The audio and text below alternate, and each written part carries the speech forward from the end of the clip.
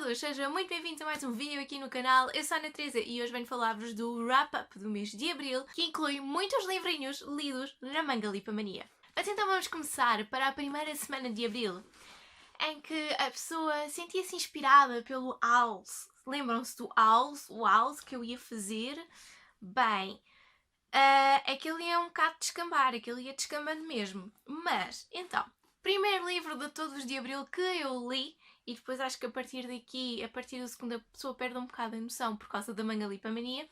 Mas o primeiro de todos que eu li foi The Bright Test, de Helen Hong. Este é o primeiro livro da autora que eu li.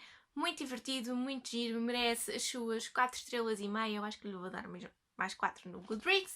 O Goodreads, vejam só, estamos em 2020 e o Goodreads ainda não encontrou uma maneira de nós colocarmos a meia estrela.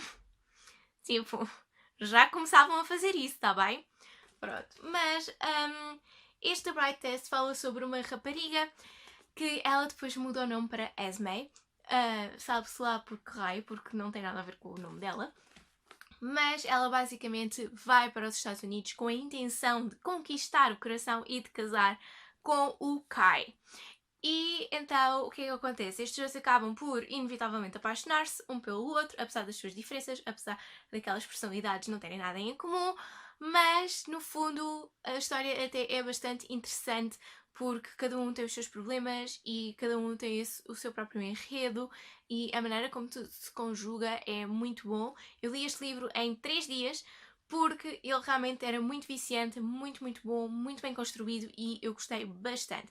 Ele realmente merece, são 4 estrelas sólidas, a subir para 4,5, mas enfim, pronto, depois no fundo não deixa de ser apenas mais um romance entre tantos outros, mas se vocês ainda não leram, esta autora também é a autora da Fórmula do Amor, se vocês ainda não leram este livro, aconselho-vos vivamente. O segundo livro que eu li, e eu já estou pronta para o Unpopular Opinion, ok, portanto não ponham já dislike neste vídeo, ok, não é necessário, tá bem? Pronto, cada um tem a sua opinião e vamos respeitar a opinião de cada um, tá bem? Mas eu dei 2 estrelas a House of Earth and Blood, Crescent City, de Sarah J. Maas. Este livro enche muita palha. Este livro só tem palha. Só tem palha, eu não entendo. É o primeiro livro de uma saga e já tem 800 páginas. É assim, isto é fantasia, está certo, já não é young adult, eu percebo isso a 100%. Agora, existem certas coisas, certos aspectos da leitura de que se é esperado de uma escrita de Sarah J. Maas. Uma delas é, por favor, não metas palha nos livros. Ponto. A partir do momento, isto é um ponto mesmo puramente técnico, a meu ver, mas a partir do momento em que tu estás a apresentar o mundo às pessoas, mas isso não vai reverter para ajudar a personagem principal a resolver o problema no final do livro, não vale a pena. Não vale a pena, ok? Eu dou-vos um exemplo muito claro daquilo que ela fez. Ela apresentou-nos o Cauldron nos livros do ACOTAR no início, ok? Ela mencionou 1, 2 vezes o Cauldron e nós já percebemos que o Cauldron tem realmente, o caldeirão, tem realmente alguma importância no 2/3 livros. E é a partir daí que ela explora a mitologia da criação do mundo através do Cauldron, através do caldeirão. Portanto, foi muito cansativo para mim ter que estar a lidar com o facto de que eu tenho que estar a levar com uma aula de história da construção deste mundo ao qual eu estou a ser apresentada pela primeira vez e eu não sei se vou gostar. E, portanto, lamento muito, 2 estrelinhas. Para além disso, eu também tive muitos outros problemas. As asneiras, para mim, não é um dos maiores problemas. Eu percebo o que é que as pessoas dizem. Parece que a Sarah J. Maas teve a guardar as asneiras todas dos young adults para colocá-los aqui. É verdade. Existe uma estúpida... Não, eu não consigo dizer. É mesmo do tipo, vocês veem a palavra F para aí tipo em 7 ou 6, ou lá o que seja, frases de personagens tipo assim de corrida. E vamos lá, calma, vamos lá ter um bocadinho de calma, porque as pessoas não falam assim sempre. E então, pronto. Ok, mas tendo em conta que isto é realmente assim um mundo de fantasia e não sei o quê, talvez aquilo realmente seja assim a palavra mais usada, ok? Pronto. Mas depois também existem outro tipo de asneiras, não é? Portanto, se calhar aqui a ser um bocadinho mais criativo. Eu não sei, eu já com os livros da Sarah J Maas, eu já tenho as expectativas muito altas, porque ela é uma escritora muito boa, e o que eu tive a sensação com este livro é que este livro é o first draft do livro que deveria ter sido publicado. Eu sinto isso, há outras pessoas que não sentem isso, que amaram o livro, e eu compreendo, tá? Eu compreendo o facto das pessoas terem amado o livro. Agora, eu não gostei da aula de história. Lamento muito. E eu gosto muito quando a mitologia é muito bem explorada, mas como não teve nenhum fundamento, não é? Eu, por exemplo, existe aqui, eu espero que não vos esteja a dar aqui um spoiler, mas, por exemplo, existe aqui o Horn, ok? O chifre, vamos chamar assim, o chifre, que é roubado. E o que é que eu sei do chifre? Só assim, uma ideia. Quantas páginas do chifre é que ela nos deu versus quantas páginas do mundo que não interessa a ninguém é que ela nos deu? Nada, ok? Eu não preciso de saber que o Crescent City está dentro de uma coisa maior, está dentro de uma coisa maior, está dentro de uma coisa maior. Eu não preciso saber isso, porque toda a gente conhece o conceito de aldeia, vila, cidade, capital, metrópole e país, continente, mundo, não é? Pronto, a seguir ao mundo vem o sistema solar, a seguir ao sistema solar vem a galáxia e, portanto, enfim, não é, existem certos aspectos deste livro que eu não considero que tenham acrescentado alguma coisa a este livro. E, portanto, enfim, eu dei 2 estrelas porque realmente fiquei um bocadinho desiludida. Agora, conhecendo a Sarah J Maas como conheço, 2 sagas depois, eu pergunto-me se este encher palha seja necessário para a compreensão do segundo livro. E atenção, porque nós não sabemos se isto vai ser uma trilogia, nós não sabemos se isto vai ser uma saga, nós não sabemos se isto vai ter spin-offs, eu não sei nada. Eu não sei se o próximo livro vai ser sobre esta personagem ou sobre outra. Eu não faço ideia, eu não sei se esta personagem vai mudar de cidade, eu não sei se esta personagem vai visitar outras casas, porque esta cidade, Crescent City, está dividida em várias casas. Portanto, tendo em consideração que House of Earth and Blood é uma das 4 casas dentro de Crescent City, eu não sei se a personagem, por exemplo, vai agora tipo, para outra casa explorar o mundo. Pronto, eu não sei, e depois aí talvez será que é necessário? Eu não sei, pronto. Enfim, houve muitas cenas aqui, foi muito encher palha para mim e eu não gostei, portanto, 2 estrelinhas. Agora vamos aos livros em que eu li na Mangalipamania, e atenção que dos 10 livros que eu li no mês de abril, 8 foram nos últimos 15 dias de abril, foi para a Mangalipamania, portanto vocês vejam só a quantidade de páginas que eu li e que não teria lido se não tivesse existido esta competição de leitura. Então, o primeiro livro que eu terminei, e faltavam-me cerca de 300 páginas ou o que era As Crónicas dos 5 Reinos, o volume 1, o Esfirope, de Francisco Ramalheira. Este livro é muito ficção, muito bem construída, eu gostei muito, apresenta-nos muito bem o mundo, exatamente, aquilo que nós precisamos de conhecer de momento, ok? Eu sei que ele levanta tipo assim uma pontinha do véu, não é? E eu já percebi que existe muito mais na história para além do que aquilo que ele nos está a contar. Mas, no entanto, não nos conta tudo, ok? Pronto. É assim, isto versus House of Earth and Blood. E eu gostei muito, tem aqui umas 4 estrelas bastante sólidas. Existem algumas partes que eu achei que eram desnecessárias. Existem aqui, assim, especialmente assim os diálogos, que parece que... Existem certos diálogos que para mim encheram palha um bocado, porque os personagens não estavam a levar nada à narrativa, não estavam a levar do ponto A ao ponto B. E portanto, nesse caso, para mim, os diálogos não são um bocado inúteis.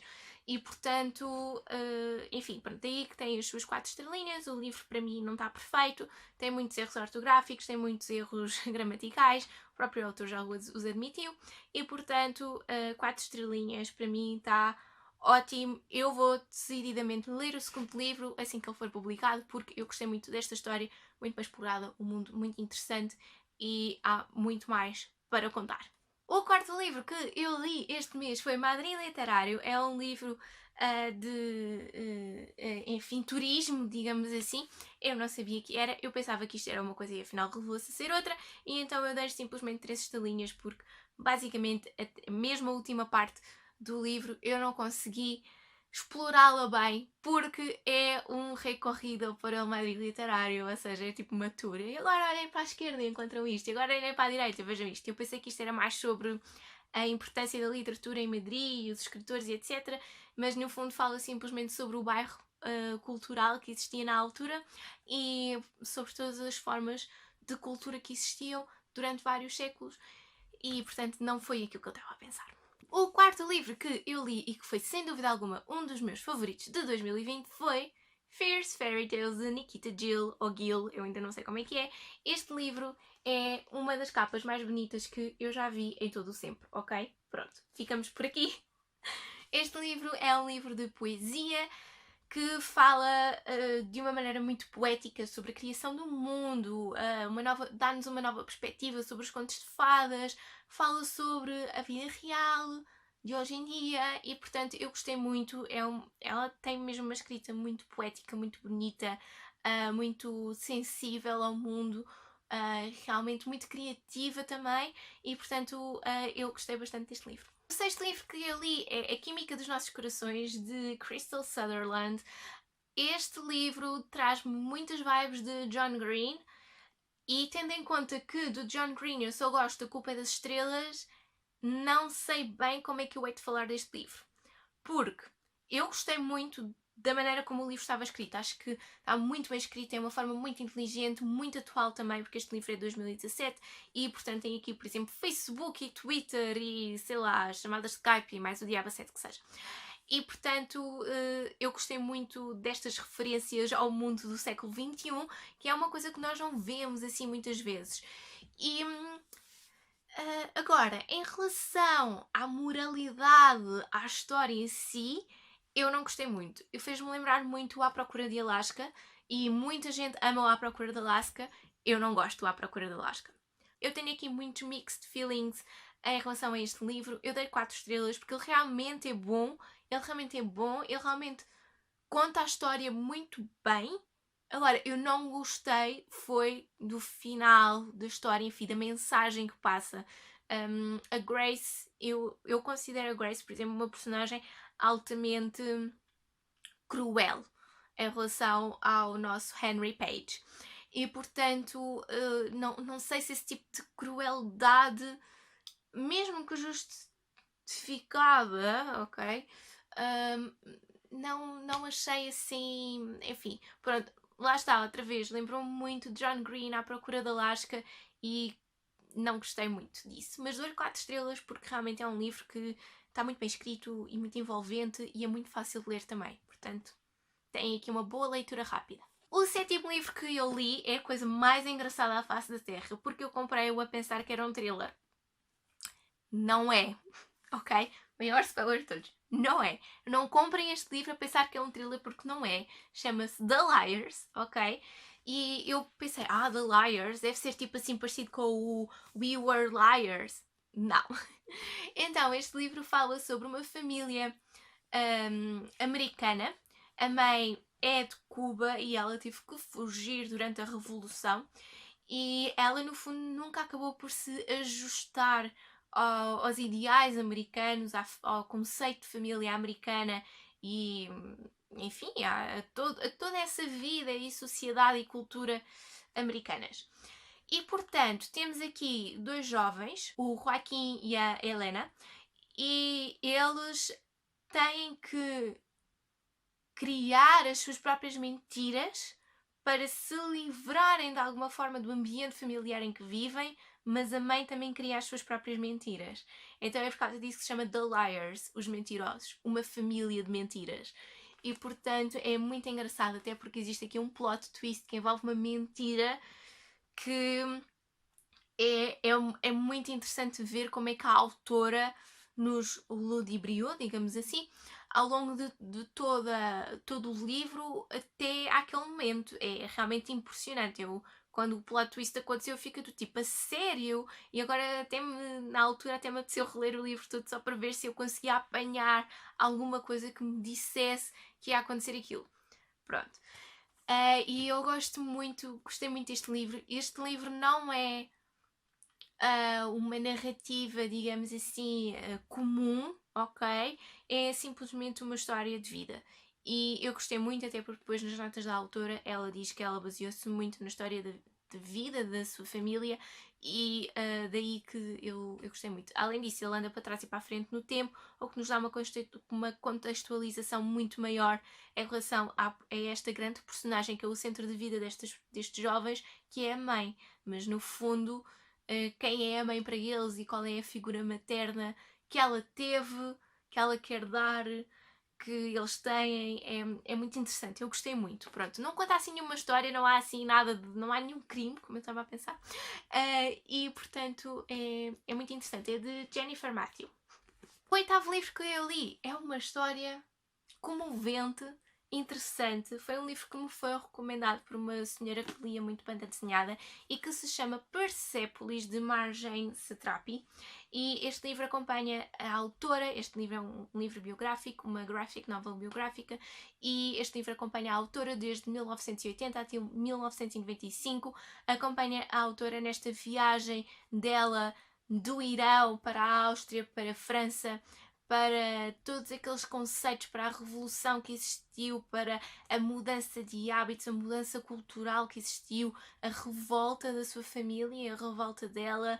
E no fundo é uma história muito tocante que nos ensina que temos que ser mais humanos, temos que ser mais compreensivos com o outro. E eu gostei muito. O 9º livro que eu li foi Scottish Fairy Tales, porque eu tenho uma costela ou duas escocesas, eu gosto muito da Escócia e, portanto, eu li este livro. É muito, muito giro, muito, muito engraçado. É muito giro ver como a Escócia, que tem realmente as Highlands e que, portanto, vive muito em comunidade com a natureza, como os animais são muito importantes na narrativa dos contos de fadas escoceses. E eu gostei muito, apesar de lhe ter dado só 3 estrelas, porque realmente não acrescenta assim nada de especial, não tem assim umas ilustrações maravilhosas, não é assim uma história grande e não sei o quê, pronto, é sempre muito fairy tale, muito conto de fadas, é sempre a princesa que precisa de ser salva, o herói que tem que fazer a sua jornada e o animal que ajuda estas pessoas todas. Pronto, basicamente é isso. Dei 3 estrelinhas, porque realmente não acrescenta assim nada de especial, mas é um livro muito giro e que dá assim uma breve contextualização infantil em relação à Escócia. E o último livro que eu li às 11 horas do dia 30 de Abril foi Chain of Gold, de Cassandra Clare. E eu gostei muito deste livro. Eu confesso que eu já não lia Cassandra Clare, para a exceção dos Tales from the Shadowhunters Academy, há muito tempo, portanto, tecnicamente desde Queen of Air and Darkness. E eu confesso que estava com muitas saudades de voltar a entrar neste mundo. É sempre, como é que eu hei dizer? É como se eu estivesse a ver uma nova temporada de Shadowhunters. E, portanto, tendo em conta que eu já conheço muito bem este mundo, eu já conheço muito bem estas famílias, já conheço muito bem estas personagens, já sei como é que os Shadowhunters funcionam, é muito, muito interessante voltar a entrar neste mundo, agora no início do século XX, em Londres.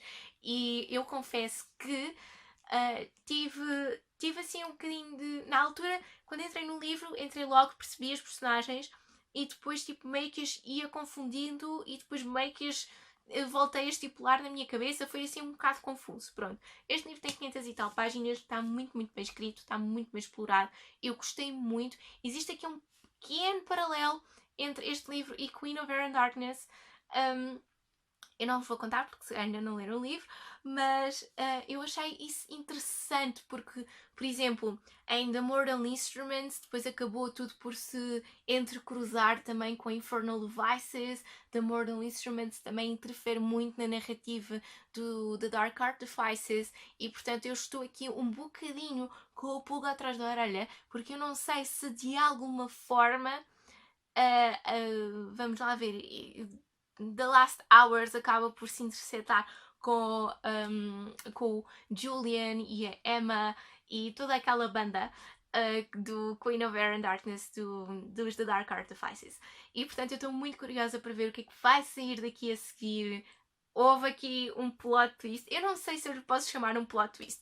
Eu acho que é aquele momento em que nós estamos tão embrenhados na história que nós não vemos que aquilo pode acontecer, e quando aconteceu no final é uma cena entre a Cordelia e o James, assim só para contextualizar um bocadinho. É uma cena e é do género. Eu fiz assim, oh meu Deus, it's happening! Mas depois no fundo, eu depois pensei duas vezes assim, não, espera, isto é um bocado previsível, mas eu estava tão embrenhada a ler que realmente eu não estava a perceber por onde é que aquilo ia dar. Pronto, mas eu gostei muito, achei muito querido, dou-lhe assim 5 estrelas porque é um típico da Cassandra Clare, é uma boa introdução ao mundo. Ok? Outra vez, não nos espalha, mas nesta altura a Cassandra Clare já não espalha, porque toda a gente já conhece este mundo dos Shadowhunters e, portanto, eu gostei bastante e gostei muito das personagens, gostei muito da diversidade das personagens que havia, porque realmente é impressionante como a Cassandra Clare consegue escrever cada vez mais personagens diversas e em diferentes circunstâncias, e eu realmente estou mesmo a adorar os livros dela e mal posso esperar para ler o segundo de The Last Hours. Ok. E foram estes os livros que eu li em abril. Espero que tenham gostado deste vídeo. Não se esqueçam de subscrever o canal, de ativar o sininho. E então vemo-nos no próximo vídeo. Adeus!